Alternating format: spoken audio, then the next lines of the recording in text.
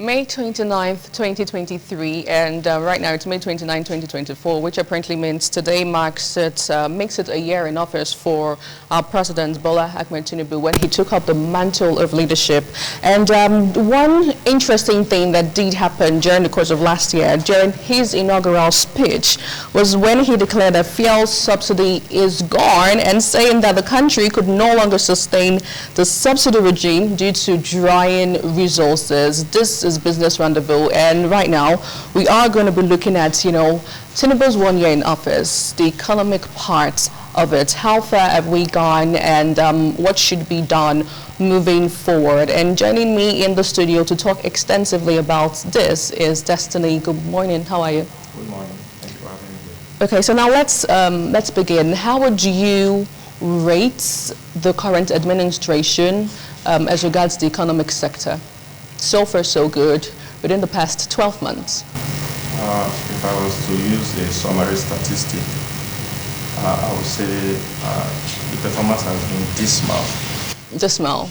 Yeah, dismal, and that sums it up, basically. Because if we look at all the economic fundamentals used to measure progress, inflation rate is very high. Unemployment rate is high.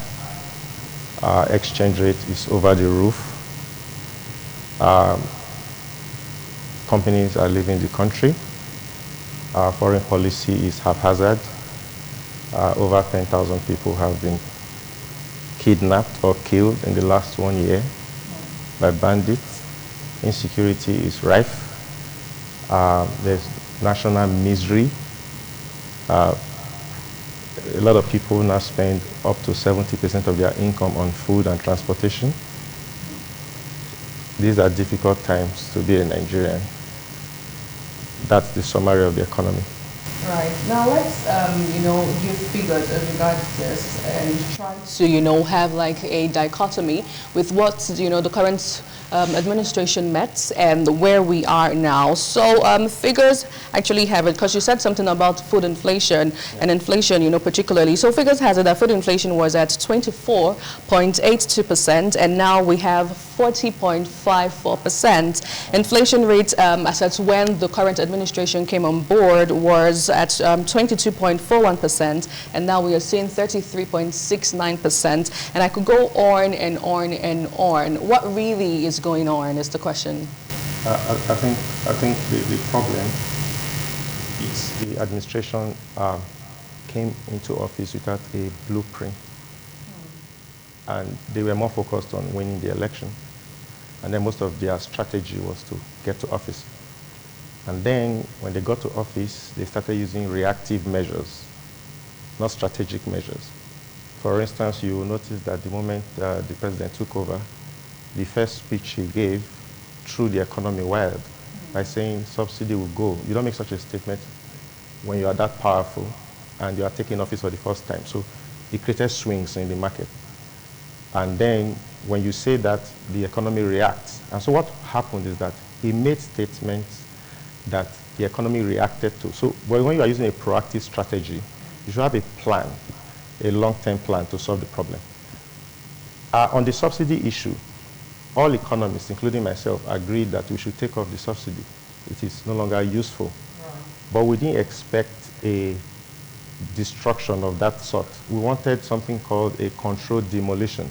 If you are going to pull down a tall tower, you don't just light it up. You're going to destroy things around. So you use a controlled demolition.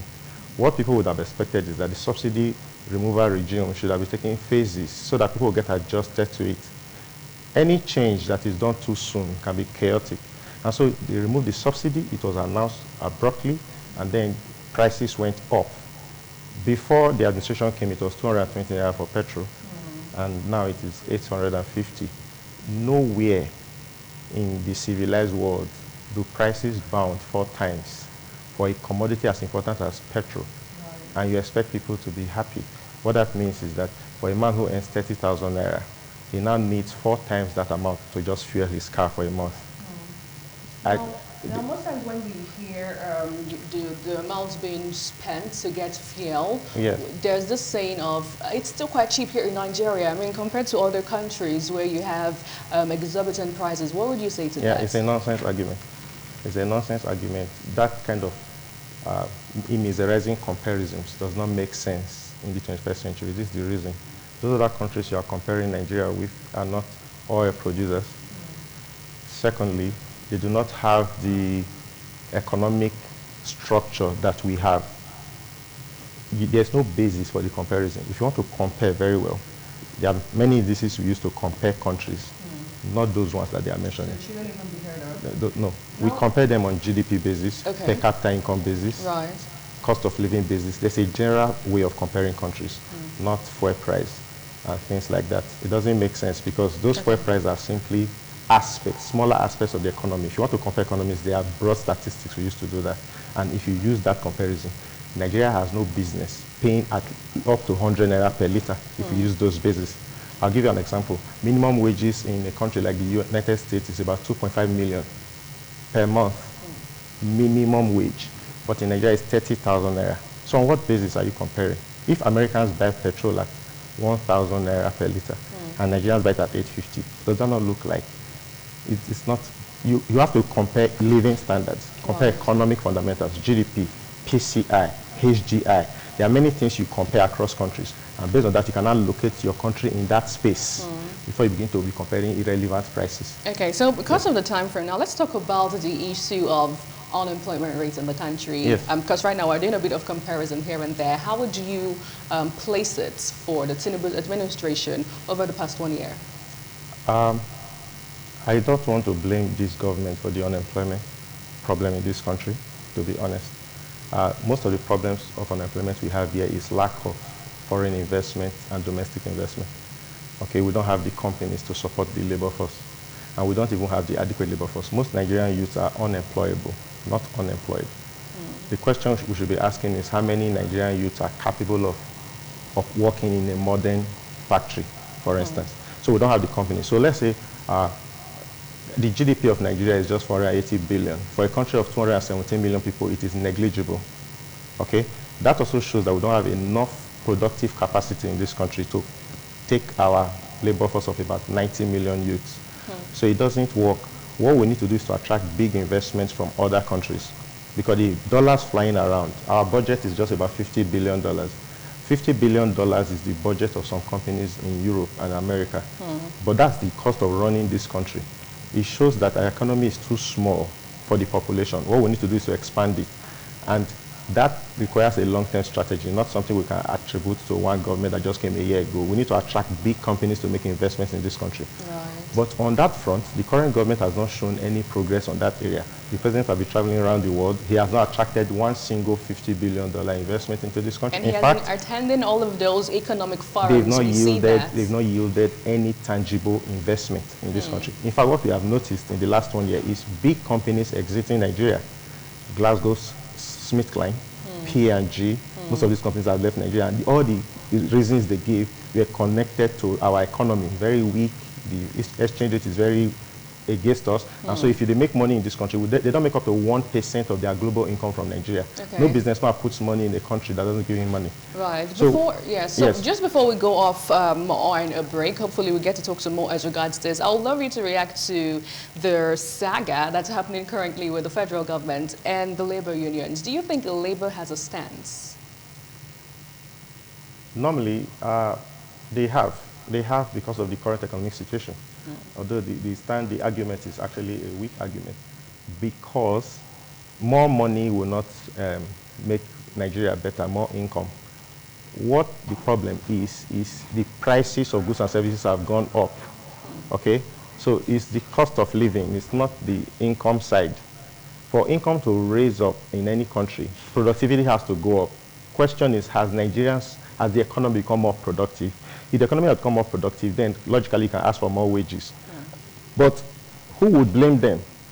When you buy a liter of petrol for $8.50, why won't you argue to be paid $300,000? So the argument is a demand-side argument. What we have in this country is a supply-side problem. We don't have sufficient investment to generate the kind of income that we deserve. But what is happening now is that we just want artificial income to be inflated. We want to increase our incomes. Whereas the problem is, if they give you 10 million naira right now, in just about 3 months, it will be gone because of the cost of living. So we should be dealing with that side, the cost of living side, strongly. But when the government has failed to do that part, then Labour can catch in on it and say, why don't you pay us 600,000? Right.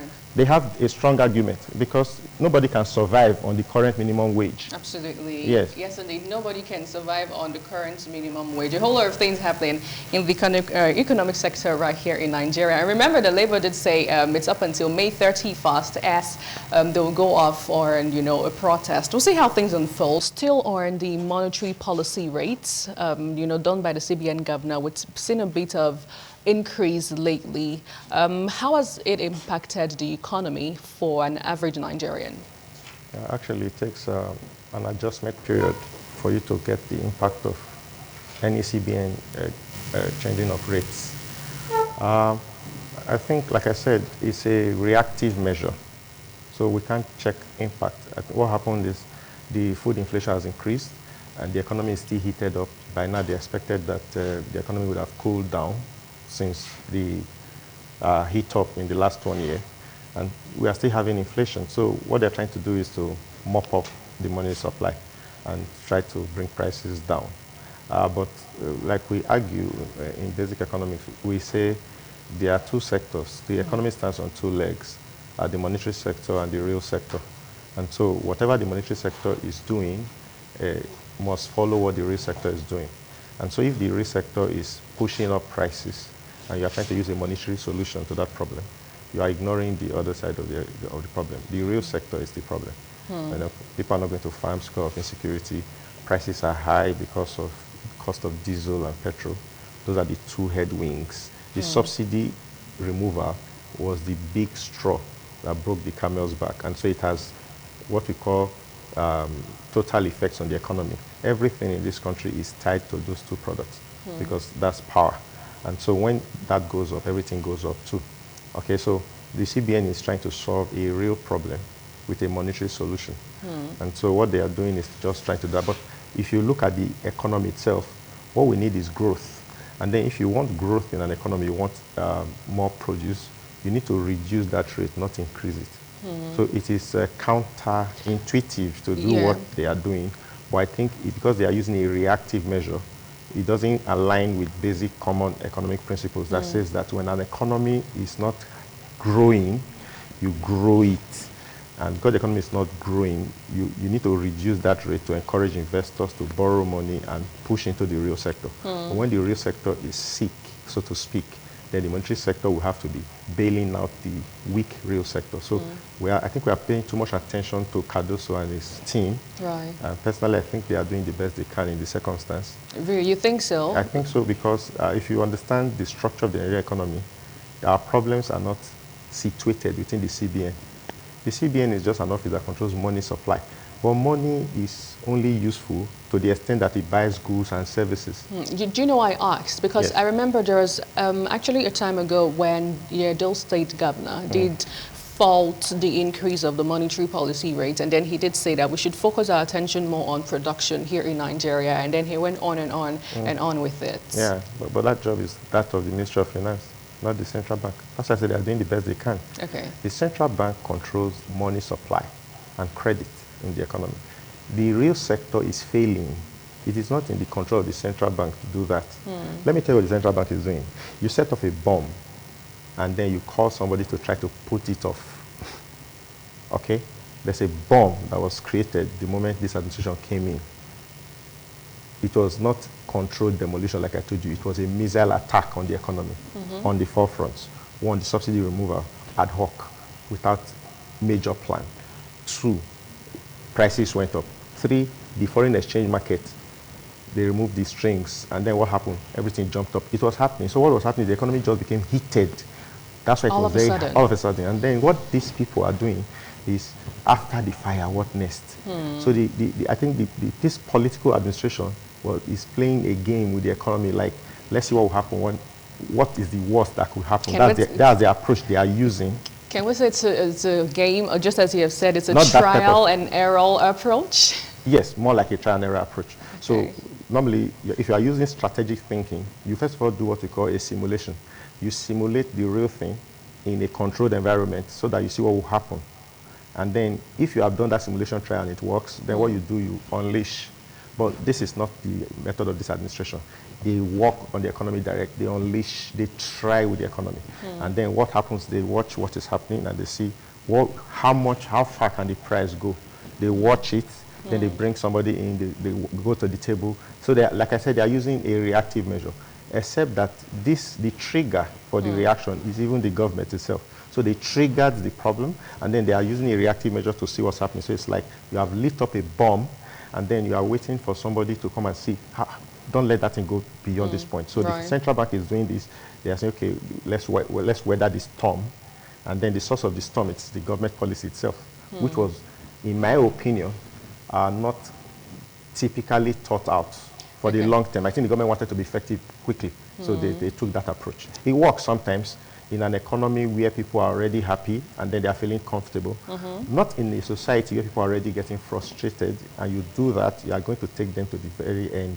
So that's the point we are getting to. So I remember during the course of the conversation when you did say, as regards the fuel subsidy removal and how this government just came on board and there was not enough, laid down plans and mechanisms to ensure that certain things are being put in place for the common man. Yes. But at some point or the other, we saw the issue of palliatives flying left, right, center. Yes. How would you react to it? Do you think it did the needful? It achieved a certain result in Nigeria? Yeah, it did. It did. It did? Yes, it did. Not in Nigeria as a whole. The poorest part of Nigeria is the northeast. So most of those, you didn't get the palliatives. So did you get? I didn't get it. So when we say the palliatives, we talk. Okay. Well, Nigeria, Edo State happens to be, I think, the 7th richest state in this country, despite the way it is. And then we have 36 states. There are many states that are very poor. So when we do those palliatives, I think the policy of the government is to drive it towards those areas that are the poorest of the poorest. And so we don't really see the total impact, because these poorest of the poorest do not contribute to the economic growth of this country. So you don't see the impact. I personally think it is a poor strategy, because on this platform, I've said many times, there are two different approaches to solve economic problems. The first strategy is called the poverty alleviation strategy. And the second strategy is called the wealth creation strategy. So palliatives fall into the first class, where we are trying to reduce poverty that already exists. And it's a losing battle, because poverty is a consequence, not a cause in itself. Because it's a consequence, there's a cause of poverty. The biggest cause of poverty is lack of investment, lack of productivity, lack of businesses. Okay? The second approach kills poverty naturally, but it's a longer approach. The wealth creation strategy. Develop the skills of your people, attract foreign investment, employ rule of law in businesses, allow businesses to thrive, work on the fundamentals that encourage businesses to thrive. It's a long-term strategy, but it's actually the one that takes people out of poverty. It's a method China used to take 1 billion people out of poverty. It is the method India used to take 1 billion people out of poverty. We are still doing poverty alleviation. It's redundant, it is regressive. But I don't also blame the government too. In the context of the problems that were created when the government came into power, the noise, what else could you do but to try to assuage the situation by deploying those tactics to cool the economy down? The way it is now, I think the economy is a little bit controlled, with more credit to them, although they caused the problem. But at least there's some sanity. People don't expect prices to jump to 1,800 like it was like 6 months ago. The dollar price was just running. And for instance, if you have dollar, you'll be afraid whether it will jump to the next. But now people can say, okay, 1.5, 1.6, you can. I think as of now is 1,333 thereabouts. And then people don't expect it to jump to 1.7 next week, right? Right. So it means there's some basic stability around that area. Now, speaking about business, let's look at the ease of doing business. What would you say are some of the results that has been achieved so far, so good by this present administration? And the ease of doing business, Nigeria has fallen down. The ease of doing business is a measure of many statistics. One, what is the cost of setting up a company? Registering a company, insecurity, contracts, and things like that. And like I just told you, the biggest measure of the ease of doing business is businesses coming to your country. Have you not noticed that recently most foreign companies are going to our neighbor country to go and invest? If they see Nigeria as a good place to do business, they'll be doing it here. And most of the companies that are the biggest employers in this country are leaving this country. So on the ease of doing business, like I told you, the government's policy is totally abysmal and dismal. Okay, so as we get to wrap up this conversation, looking at the focus on, the economy in Tinubu's first year in office, what would you say Nigerians should be looking forward to, in the coming years right here in Nigeria? I do hope that the president has a team that is working on things. From my experience in Nigeria, I think we'll just run through the 4 years and see where it goes, because I personally do not see big decisions being taken that will improve things in a very short time. I don't see them. What I'm seeing is a lot of political offices being circulated, appointments and disappointments. We are not yet seeing strong moves on the direction of state policy to deal with prices, to deal with employment, to deal with investments, to deal with the housing sector, for instance, to do with population expansion. Those are the big problems, the big picture. But we're not seeing, what we are seeing is people trying to put people in offices to see whether they work or not. We are still in trial and error with our government. I don't yet see a proactive approach to solving the problem. And in the coming years, I do not candidly expect anything spectacular from this government. I do hope that Nigerians are able to weather the storms in their personal economies. What I recommend is microeconomics. We should stop thinking about the government and start looking at our personal lives, how to hedge against the problems. Because it's not a great time, like I told you, to be a Nigerian. What you need to do is to find an economy for yourself within the space and try to protect yourself from the big economy. And how do you insulate yourself from that?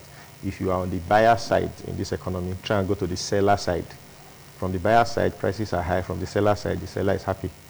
Okay? If you are on the receiving end in this economy, try and move yourself to the taking end, to the giving end, and move from buyer to seller. Be moving that way. If your cost of operating your home is too expensive, cut out some costs and try and find a way to replace them with more efficient methods. I believe that if the big picture is failing, we can do our small pictures and fix it from our individual angles. Okay, I will give you an example. In my private economy, I used to use generators, for instance, but I saw the cost of running it is too much, so I invested in solar power, and it is saving me a lot. So that's the kind of economics I'm talking about. Okay. Families should be looking at their income and seeing how they can reduce their So basically, cost. what you're saying is time won't change anything? Is that what you're saying? Because I remember there was a period when the president was called upon and then he said, I've just spent 6 months in office, give me time, baby steps, the renewed hope agenda and all of that. So you're saying time wouldn't change anything? Is that what you're saying? It's still a promise until we begin to see. Do you think 1 year is even enough to give a benchmark of this current administration? If 1 year was enough to turn the economy upside down, should I give you you gave me figures before and after. All this happened in 1 year, right? Prices tripled. If these things happened in 1 year, it tells you a lot that can happen in the life of a nation in 1 year too. We must say something. No matter how terrible most people felt about the last government, things were not this bad, right? The moment this government got into power, exchange rate jumped, inflation rate jumped, unemployment rate jumped, okay? It means a lot can happen in 1 year. Right. Okay, it's just that they jumped in the negative. What we want to be seeing is jumps in the positive. I want to see a time when a government gets to power and in 1 year there's a major benefit to the citizens, like a major shift in their quality of life. That's not what we're seeing. We're always told to have renewed hope, such rhetoric. It's only a fool that gets told the same story over and over and he somehow believes that. We need to be seeing actions. I need to get to the petrol station one day and I say the price just crashed last night. It is now 150. Don't tell me about renewed hope. That is hope in the price. Those statements, rhetorics, they are political until we begin to see real, tangible progress. As an economist, I am not trained to listen to rhetoric. I'm trained to listen to facts. Right. And figures speak better than anybody. Figures are very powerful. And I look at the numbers and the numbers are not smiling, so I can't pretend that they are. So I want to be optimistic, but my inside mind tells me to be cautiously optimistic. You're trying to be realistic. To be realistic. I because if I even try to be realistic, it will hurt my insanity. Right. So I try to be cautiously optimistic. I choose that word carefully. Okay. I don't want to be in optimism. I don't want to be realistic, because realistically speaking, this is what I should be telling you. No hope. I don't see the chances. But cautiously optimistic means the spirit of Nigerians, whoever can do spirit. I didn't even believe that Nigerians would be able to buy petrol at 8.50 and there will not be war. And nobody said anything and nobody about said it. anything. There's something about Nigerians, very resilient Right. people. I give it to my people. They are tough people. The people of Nigeria are great people. Absolutely. And I give that to them. Because of Right. that can do spirit, I do believe that somehow Nigerians have a way of weathering the storm. Definitely. Yeah, it's not the hands of the administration, it's the hand of Nigerian people. They can't change their country. They have the will. They have all the things they can do. All right, thank you so much for gracing the studio today. I have been speaking to Destiny Owobu, an economist right here in the studio as regards, focus on the economy, TINUBU'S first year in office. And a whole lot of things has been said so far. But let's just hope that things eventually would get better and, Nigerians would see the desired change in the coming years. Thank you so much once again. Thank you for having me. All right, so that's my bits for today right here on Business Rendezvous. My name is Anuoluwapo Stevens. Thanks for joining me. God bless Nigeria.